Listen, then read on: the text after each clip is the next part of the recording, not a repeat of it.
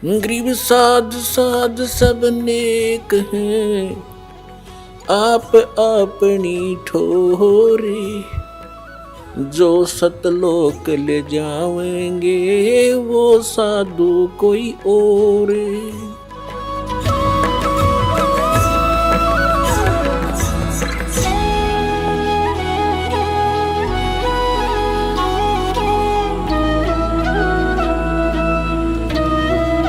परमेश्वर कहा करते थे कि ये ब्रह्मा विष्णु और शिव, जिनको तुम सर्वेश्वर महेश्वर मृत्युंजय अजर अमर कहते हो, आप कहते हो इनके माता पिता नहीं हैं। तो परमात्मा कबीर देव जी कहा करते थे, कबीर साहब, वो दुल्हा कबीर साहब, कि ये नासवान हैं, इनकी जन्म मृत्यु होती है और ये भगवान नहीं है। अपनात्मा हमारे सदग्रंथ जो हैं, शास्त्र हैं, जैसे पवित्र चारों वेद और पवित्र श्रीमद् भगवत गीता और पवित्र सूक्ष्म वेद जो सच्चिदानंद घन ब्रह्म की वाणी है, उससे तो हम अपरिचित हैं, उसका तो हमें ज्ञान ही नहीं था। इन चारों वेदों को और श्रीमद् भगवत गीता जी को तो हम सिरोधार्य मानते ही रहे, और साथ में 18 पुराणों को भी हम विशेष आदर की दृष्टि से ही देखते हैं। और हमारे गुरुजन ये कहा करते थे कि जो हम ज्ञान दे रहे हैं ये पुराणों में विद्यमान है, कि ब्रह्मा विष्णु महेश ये सुप्रीम पावर है,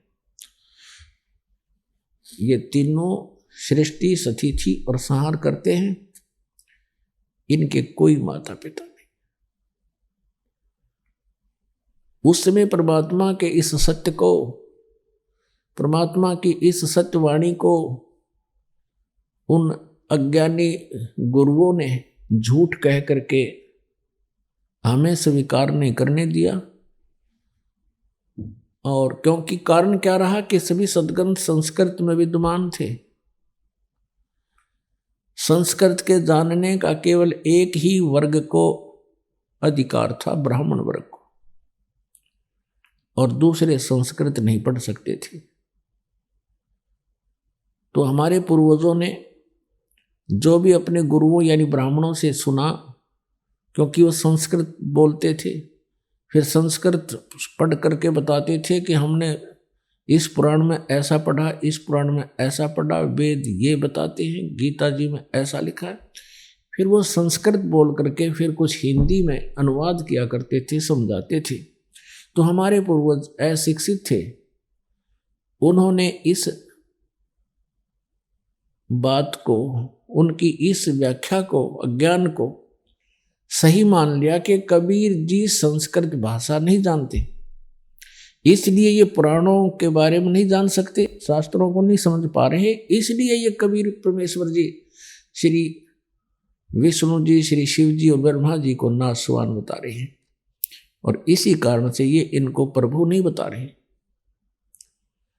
तो ये बात प्रत्येक मानव के हृदय में समाएगी कि कबीर जी को संस्कृत नहीं आती, इसलिए ये वेदों और गीता के बारे में नहीं जान सकता, जिस कारण से ये झूठ बोल रहे हैं।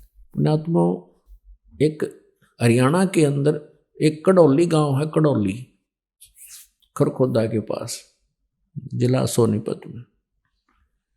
कड़ौली गांव का एक जाट का लड़का, उसके मन में प्रेरणा हुई, उसका निश्चल दास नाम था, उसका निश्चल दास नाम था, और छोटी उम्र का था वो, 10-12 वर्ष का। उसके मन में प्रेरणा हुई कि मैं संस्कृत भाषा पढ़ूं और सदग्रंथों को मैं भी जानूं और औरों को भी समझाऊं और निस्वार्थ सेवा करूं। इस उद्देश्य से उसने नकली ब्राह्मण का सर्टिफिकेट बनवा लिया गांव से। गांव में पहले नंबरदार ही मुखिया होता था उसमें, वो अशिक्षित होते थे, और उसमें अपने आप उस लड़के ने लिख लिया कि ये निश्चल सन्नो फलाना गांव कड़ौली, ये ब्राह्मण का लड़का है। एक सर्टिफिकेट बनवाना पड़ता था, वो बनवा करके वो पहुंच गया काशी विद्यापीठ में, और उसके आधार से उसने प्रवेश पा लिया और बहुत ही अच्छा ब्रिलियंट केस हो गया। प्रत्येक कक्षा में अव्वल आवे, 1 नंबर पर फर्स्ट आवे। तो प्रिंसिपल जो प्राचार्य था उसका भी विशेष लगाव उस बच्चे में हो गया कि बड़ा होनहार बालक है। और उसमें शिक्षा, जो संस्कृत भाषा की शिक्षा का उद्देश्य क्या था? केवल मनी मेक करना। जैसे वर्तमान में डॉक्टर की कोई भी शिक्षा ले लो, डॉक्टर की है या इंजीनियरिंग करते हैं या कोई वैसे टीचर के लिए करते, रोजी रोटी ही उद्देश्य होता है। इसी कारण से ब्राह्मण वर्ग जो अपने बच्चों को पढ़ा करते थे कि ये अपना रोजी रोटी कमा लेगा, जगह जगह जाकर पाठ कर करा के और कथा सुना कर अपना बच्चे पाल लेगा। तो जब उस लड़के की पढ़ाई पूरी होली, निश्चल दास की विदाई मांगी अपने प्राचार्य से और प्रार्थना की कि गुरुदेव आशीर्वाद दो, आपका बच्चा सफल हो अपने क्षेत्र में। अब उस प्राचार्य ने सोचा कि बहुत ही होनहार बालक है, पंडित का लड़का है, और उस प्राचार्य यानी प्रिंसिपल की लड़की विवाह के योग्य थी। तो उसने, प्रिंसिपल ने उस लड़के से कहा कि बेटा क्या आप गुरु दक्षिणा नहीं दोगे? निश्चल दास ने कहा कि गुरुवर मेरे पास क्या है देने को, एक गरीब ब्राह्मण का बच्चा हूं। तो प्राचार्य ने कहा कि तू मेरी एक बात स्वीकार कर, मैं अपनी पुत्री का विवाह तुझसे करना चाहता हूं और मना मत करना, ये गुरु दक्षिणा समझ मेरी। अब वो फंस गया धर्म संकट में। यह बात ही सामना आवेगी, घर वाले मानने ना, ये ब्राह्मण मानने नहीं, ये पंगा खड़ा होगा एक नया। तब उसने सच्चाई बता दी कि गुरुजी मैं आपको एक सत्य बताना चाहता हूं कि मैं ब्राह्मण नहीं हूं, मैं कड़ौली गांव का जाट हूं। मेरी इच्छा थी कि मैं संस्कृत भाषा को समझूं, सदग्रंथों को जानूं और मुफ्त में सेवा करूं। आज गुरुवर मेरे सामने धर्म संकट खड़ा हो गया, मैं आपकी पुत्री से विवाह नहीं कर सकता। अब इस बात से वो बहुत नाराज हो गया।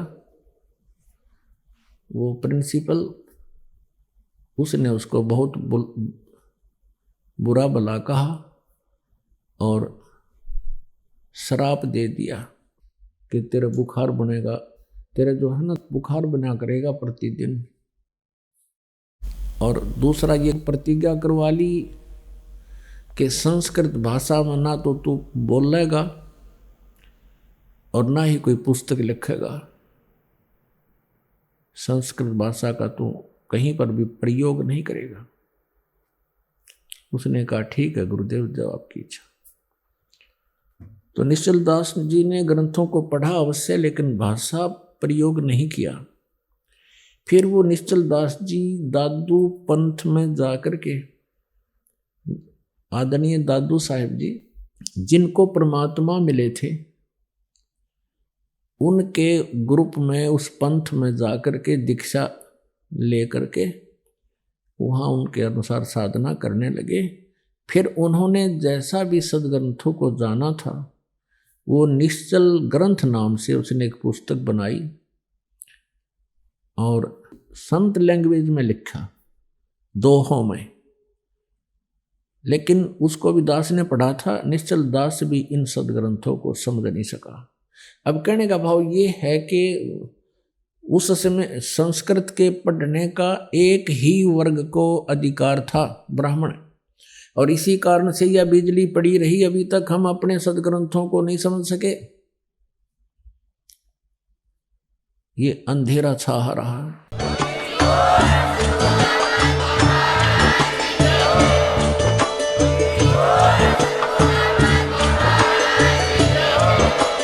आप सुन सुन रहे थे जगत गुरु तत्वदर्शी संत रामपाल जी महाराज जी के मंगल प्रवचन। अधिक जानकारी के लिए विजिट कीजिए हमारी वेबसाइट www.jagatgururampalji.org।